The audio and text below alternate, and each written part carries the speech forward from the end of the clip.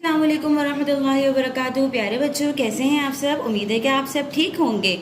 आप लोगों को ये वर्कशीट दी गई है। आज हम इस वर्कशीट पे काम करेंगे। पढ़िए, लिखिए और लफ्ज़ बनाइए। हमने अलिफ के साथ 4 हुर्फी अल्फाज बना लिए थे। आज हम वाव के साथ 4 हुर्फी अल्फाज बनाना सीखेंगे। बे वाव बो। बे वाव बो कितने हुर्फी अल्फाज हैं? 2 हुर्फी अल्फाज। बे वाव बो को हमने किसके साथ जोड़ा? लाम अलिफ ला। क्या बना?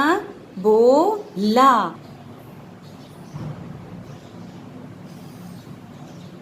बे वाव बो, लाम अलिफ ला, बोला। चे अलिफ चा, टे वाव टो, चाटो। आप लोग भी मेरे साथ साथ पढ़े हैं जो के साथ। सीन वाव सो, चे वाव चो, सोचो। रे वाव रो, काफ अलिफ का, रोका। अब इसी तरह आप लोगों ने इसी को मुकम्मल करना है। अब हम नीचे लिखेंगे मीम वाव मो, टे अलिफ टा, मोटा। जीम अलिफ जा, गाफ वाव गो, जागो। मीम अलिफ मा, नून वाव नो, मानो। तोय वाव तो, तोय अलिफ तो, तोता।